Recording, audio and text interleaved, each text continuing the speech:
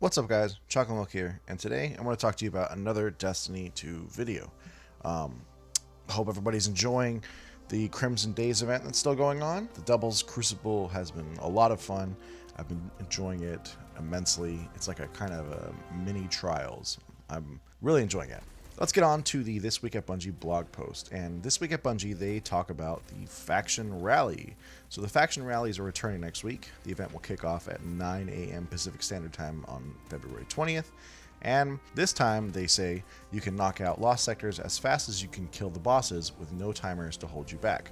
So that's pretty cool. It sounds like they got that whole lockout timer thing fixed. Monarchy has won the last two rallies, so hopefully Future War Cult can win one.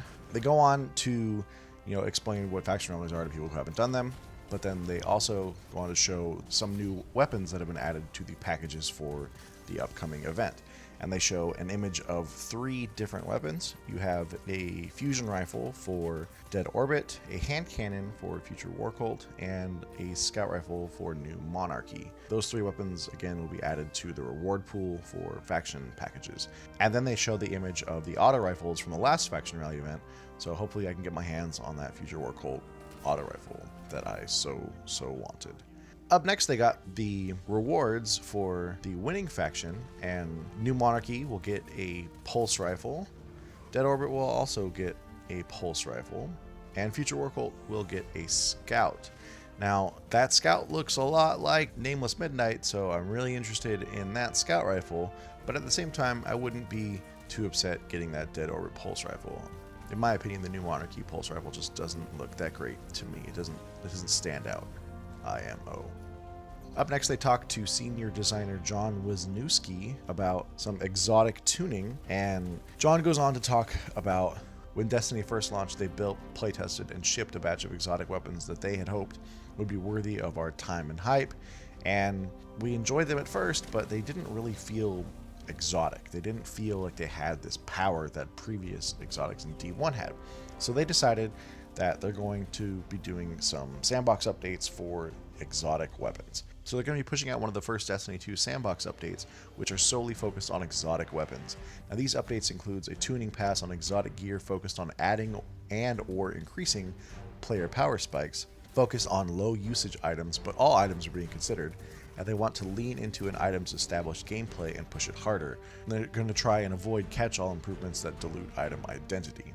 So how does this all play out? Well, they give Graviton Lance as an example, and the functional concept for Graviton is it's a weapon that fires 2 Cosmic Void rounds that create a 0 air resistance tunnel for high caliber precision shot to fire through. The first 2 rounds have pretty much no recoil and prime the air, and the third round has a high damage with no fall off. A kill knocks the body back with considerable force, it tumbles and then explodes. Sounds pretty cool, right? And they said that resounding feedback has just been looks great, sounds great, awesome explosion, but I can't get kills in PvP because all the damage is at the end of the burst. Kicks too hard for the follow-up, and I can't reliably damage targets with the death explosion in any activity because the body goes flying too far backwards. And they say, all spectacle, not enough utility. So to target the first pain point, they're going to reduce the recoil of burst, added some aim assist, and change it from 3 rounds to 2. So that sounds like it'll give it a little bit extra kick. According to them, it gives Graviton a slight mathematical edge against other pulse rifles in PvP. And then on the second feedback item, they say that they did some tuning to the ragdoll body. They made it so that rather than violently flying backwards and likely out of range of a potential splash damage opportunity, the defeated opponent floats back and up. They made the explosion bigger, increased the damage, and added some void field projectiles that seek out any remaining targets. I really liked Graviton the first time I used it, and then I used it in PvP, and I realized that it really wasn't all that it was cracked up to be. But I had always hoped that Graviton would be this, great pulse rifle. I loved pulses in D1, and I would really like to see them brought back to prominence again. I'm excited to see this new and improved Graviton.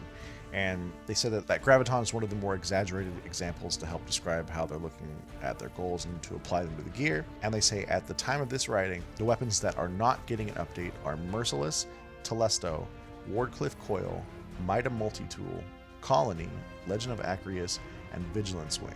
I kind of agree with that. I don't think any of those weapons really need any changes. Vigilance right now is probably the best pulse rifle to use in PvP between Vigilance and Timeborn Spire. And then you see the Colony in pretty much every single game. I always loved Callisto, and Mida is still probably the #1 scout used in all Trials matches. They also say they're going to be touching a lot of powerful gear with this update, and to truly understand the impact for players requires a lot of design iteration and test time. So it sounds like it's going to take a little bit, but they say that it will be worth the wait. And they also say that they will be coming back soon to talk about Exotic Masterworks as well. The Exotic Masterworks I am super excited for. What can they really do to make it, to really buff up that exotic masterwork? But hopefully it's not just, oh, let's track your kills and then that's it. Hopefully it's some sort of interesting buff. At the end of the blog post, they go on to say that the Burnout Crucible map introduced for Crimson Days is exclusive to Crimson Days at the moment, but after February 20th, it will be joining the existing maps in the Crucible rotation. So that's pretty cool. I'm excited. I really appreciate that map coming back, and I'd like to see more D1 maps come back, with like a certain twist on them and stuff like that. That'd be really cool. Like with the whole Gods of Mars coming back, like it would be really cool to see a few of the Mars maps come back with kind of like a snowy feel to them. And that's pretty much it for this video, you guys. If you enjoyed this video, a like would be super appreciated. Comment down below, let me know what you think about the Crimson Doubles event, the upcoming faction rally, and the exotic tuning. If you enjoyed this video and you want to see more, hit subscribe for all things chocolate milk. And until then, drink more chocolate milk. Take care, everybody.